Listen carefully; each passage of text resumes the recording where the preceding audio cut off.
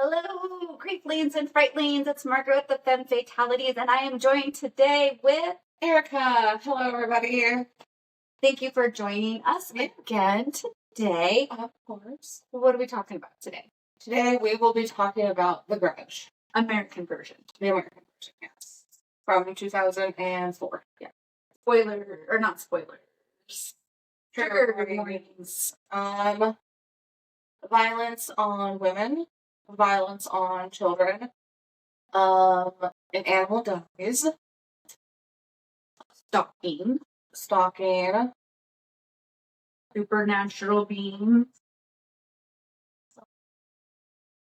Some unsettling gore. Yoko. Yeah. So if you haven't watched, pause, come back, because we're going to have tons of spoilers. So, The Grudge. Oh my gosh, The Grudge. I first saw The Grudge when it came out. So I was in like the 4th or 5th grade. It scared me so bad when I was little. Oh my god, it freaked me out. And I wasn't as scared watching it now that I'm 30, but it did still give me, like, it reminded me of that fear that I felt watching it when I was younger. So I was still, like, a little freaked out, but I definitely wasn't, like, hiding under my covers the whole night, so. I think the movie touches on a lot of different fears, like being stalked, something that you can't control, like a paranormal something. So I love horror films that go into urban legend or folk horror or other cultures' beliefs. And so The Grudge plays on the belief in Japan, according to the movie, and I have not verified this, so I'm taking the movie as true, that if somebody dies violently or full of sorrow, it's like imprinted. Yeah. Like imprinted, not necessarily like on a person, but in like their place of death. There's a lot of different cultures and things that believe that buildings and like rock hold memory.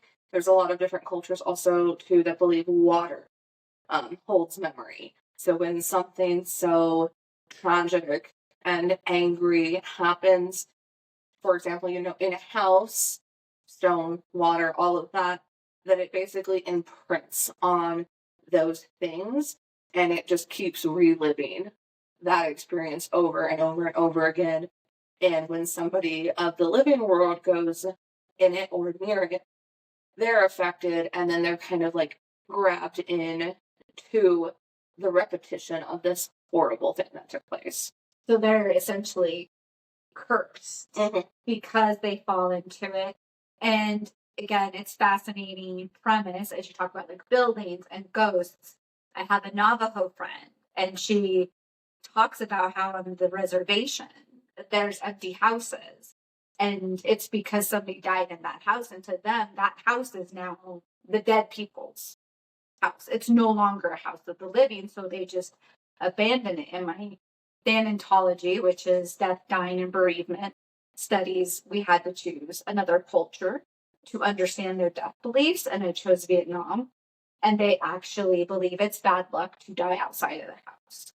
So they want you to die inside the house because that is good luck, and you need to die peacefully and calmly so that you're not what they consider a hungry ghost. And so it's like it feels that way if we look at The Grudge, that we have these hungry, angry ghosts that are really just wanting, I don't know if it's revenge, but they're just so, their rage is just living on. Yeah, they're holding a grudge. Their rage is just holding on.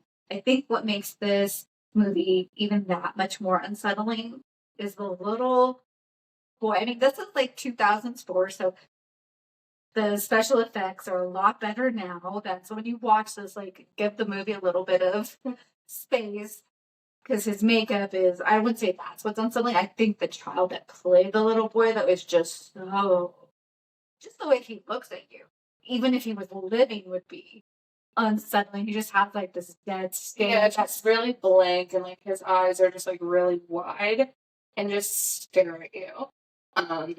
I've noticed a lot in Japanese horror, the focus really on eyes.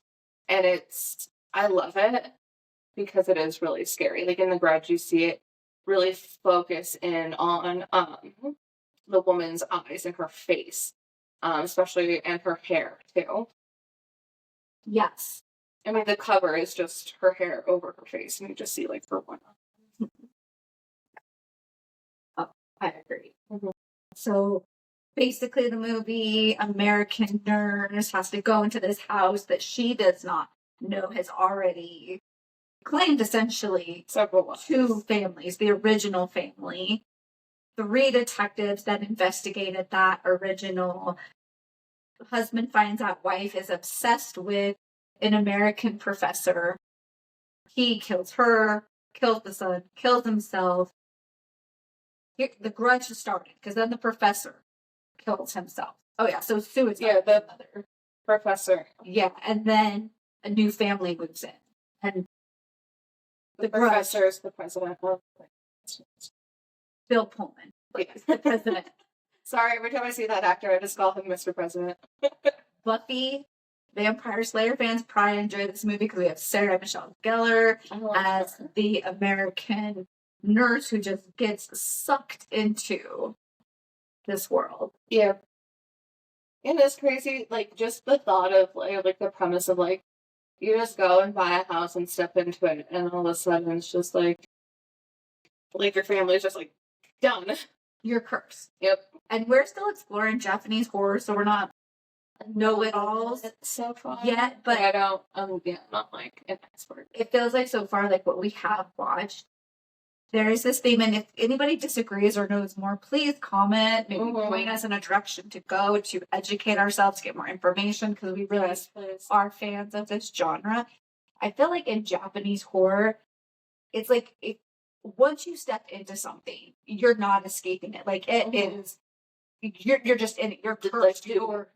Like, you're not going to escape whatever it is. That's why I like a lot of Japanese horror, is I feel like, and even like some American horror, like the story is very well developed. A lot of it is supernatural, which I personally love. I love how in The Grudge too, that like you start and like all this stuff, like all this murder happens, but then it goes into more of like this family's backstory and what happened to them and who they were and why they're so angry, and then more into like the curse of like why now these spirits are cursing the living. I don't know. I like the more, I guess, like gloomy, like something's looming there, just like ready to just take you out. Rather than I like that more than I like just like random gore and violence. I like the really creepy like build up. And then when you get to like closer to the end of the movie where it's like, here's the story of what happened, then you're like, whoa my god, that makes sense. Like, that's crazy. Now I get why this place is haunted. So I just really like that about it. I like that it's less crazy violence and more focusing on the story. It pulls you in like emotionally and going on a journey because they pull in like, I'm curious what happened, what's going on. And so then the movies that we have seen, and we're still growing our understanding, it almost like you have empathy for all the characters that you're like, oh, okay, I could see why the husband killed his wife. Like, I don't. There's not one that you're like, oh my god, can somebody just kill that dude? Like in some movies, you know, like slasher movies, you're like, oh, thank god that person died. They were just so annoying. Like, I don't trust that guy. He needs to die. Yeah, but yeah, it's good. And you touched on something else about Japanese horror. So those that are listening and watching, I know you haven't watched it yet. 101 Scariest Movie Moments on Shudder. And they talk about the autopsy of Jane Doe, one of my all-time favorite movies. But they talk about how it pulls from how Japanese horror movies are filmed. And they talked about how the way they film it, like you said, like it feels like you're like in there, like something is unsettling, like with you. Like you're following somebody, but somebody is following that. Somebody in a different less voyeuristic way. I feel like when American films do that, it almost feels very voyeuristic, like you're peeking through the trees, you're watching somebody. This just almost feels like you're there, like you are somehow, there's the actor, here's the entity that's like following them, and you're just somehow in between. Yeah, you're just not like an experience. Mm-hmm. Yeah. No, I agree. I love that vibe. Yes. Because then it does, because then when you're in there, and especially in the grudge, like then when it pops out, you're like, like the one unsettling part for me, especially the first time I watched it, freaked me the fuck out. Then subsequent times, I'm like, okay, I'm not scared anymore. When she materializes out of those shadows and starts walking, and you're like, what is she going to do? It's just so unsettling. Mm-hmm. Just like the little boy, because his face will be down, and then he just looks at you with these piercing eyes, and then screams the cat yowl. That is very unsettling too. Yeah, I agree. Just the main woman in it is just really scary. I don't know why, but when I was a kid, she just freaked me out. Even still, I mean, definitely not as bad, but she's still. I wonder if it's because, so like our brains, right? So if I stare at you and I show you the whites of my eyes, our survivor brain, like our animal brain, so if I stare at you like that, I have just told that part of your brain that I am a predator, that I am dangerous, that you are under threat. And so it's this very primal part of our brain. So I'm wondering if they picked up on that. So you see the whites of her eyes, and then right there, our brain, not even our conscious brain, our survival brain is like, I am not safe. This is not okay. I need to put distance between me and the creature that's showing me the whites of their eyes. For sure. That makes sense. I don't know, I just really liked it. It really freaked me out. I liked the story. I liked it just, I don't know, I just liked it. Yes. The scariest part for me was when she like materializes from the ceiling and gets in Michelle Gellar's face. And then her eyes open and it's just all white, and then they're like rolling and like, oh my god, that freaked me out. Yeah. That I guess. It's a really good movie. I definitely recommend it. It's old. I mean, I guess it's not that 20 years old. I think 2004, right? Yeah. For 20. 20 years old. Yeah. It's definitely up there. It is a remake. So there is a Japanese original to The Grudge. I feel like in that time period there was a lot of films being redone that were Japanese. So you have The Grudge, you have The Ring, you have One Missed Call. Those were all originally Japanese films in like the late 90s, early 2000s that I feel like we kind of just remade for American audiences. Because I don't think a lot of people would go watch like a Japanese film in theaters, but I feel like a lot of people did go see the American version of The Ring and The Grudge in theaters. Because at the time, that's what was really scary. Mm-hmm. Yeah, at the time, I felt like that was just what was the cool, scary thing. Like, right now, I feel like a lot of it is, like, remakes, mostly. Mm-hmm. I feel like that's kind of the horror trend right now. Back then, it was definitely redoing Japanese films, even though a lot of, like, we didn't really realize it, essentially. Mm-hmm.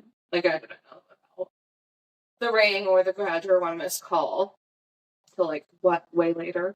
I think that like I learned later, and then I watched the Japanese versions. I think on my own, because I think at the time I didn't know anybody that was like really interested. Because not everybody, like a lot of people just like American horror. I love consuming horror from everywhere because then I get a sense of what's scary for other cultures. How do they film horror?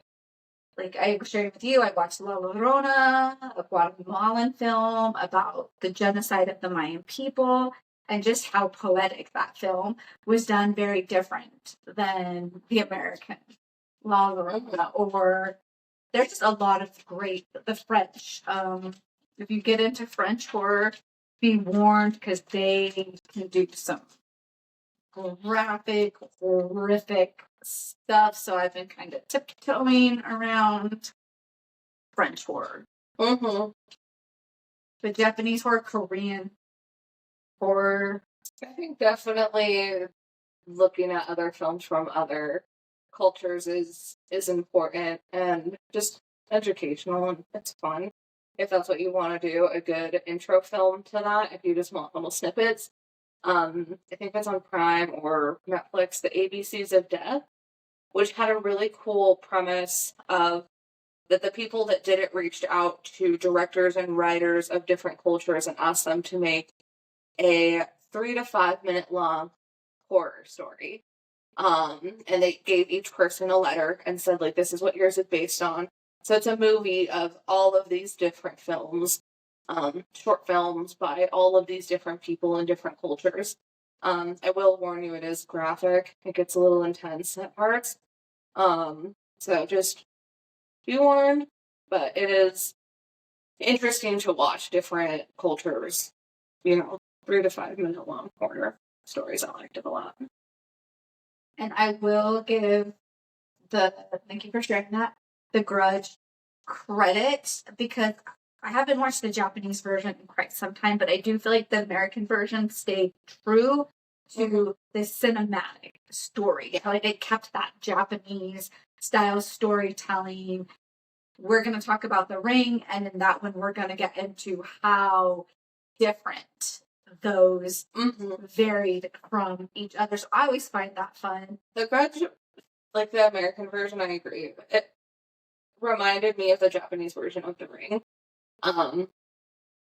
There's both of them, The Ring, the Japanese version, the American version, I think the American version, I might be wrong, and The Grudge both have a scene where they're in like a mortuary and somebody's going to identify a body, and the hair falls down from under the sheet off of like the metal table, and you see her long black hair come down, and then like her hand falls out, and then everybody jumps, but then you look and it's just the original dead body that was under there. I liked that scene in both of the movies, just with her hair coming out. It's like, oh my god, she's here! Like, holy crap! It got you. Yeah. I thought that was a really good scene, and a lot of movies do scenes like that with there's something else under the sheet in the mortuary, because mortuaries are just naturally creepy. Yes. And there's an interesting phenomenon too that has been discussed on discussion boards about in mortuary scenes, how often is the mortician eating and what are they eating? And I believe I've read that it's usually a sandwich. And they talk about how this is just somebody's regular job. So they're just eating a sandwich doing their job. But for the rest of us, we're like, what? Oh my god, there's a dead person there. Yeah. You're going to talk about, like, morticians, like, I don't know if I'm sure a lot of them still get scared at work, but there are phenomenons in bodies, like when you see in scary movies when the arm just, like, jumps or, like, flails like that. Bodies really do that. I don't know what the technical term is, but they'll have, like, spasms in their arms, in their face, on their legs, and they'll, like, twitch randomly. There's also a phenomenon, I've heard a couple of morticians talk about it, when, like, there's gas built up in your body. So when you're at the mortuary, sometimes they'll hear the bodies, like, moaning or going, because the gas is releasing, and it's like, oh my god, like, that would be so scary. Like, I'm sure it still freaks you out. I don't know if you could ever get used to that, but it's probably easier to write it off and be like, okay, at least I know that, like, I'm used to this, I've heard it and seen it before, but I'm sure it still is very unsettling. Yes, I would agree. Yeah. I got off the rails there. No, you're good. Anything else you'd like to add about The Grudge? That's thumbs up. I like it. I liked it when I was a kid. I liked it when I was an adult. Like I said, I think watching it again, now that I'm older, for me, just brought back, like, how creepy it was, and it's still creepy.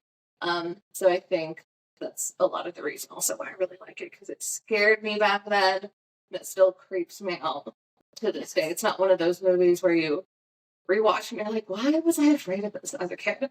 Why did I think this was a good movie when I was a kid? For me, The Grudge was one of those movies that stood the test of time, and it's creepy then, and it's creepy now.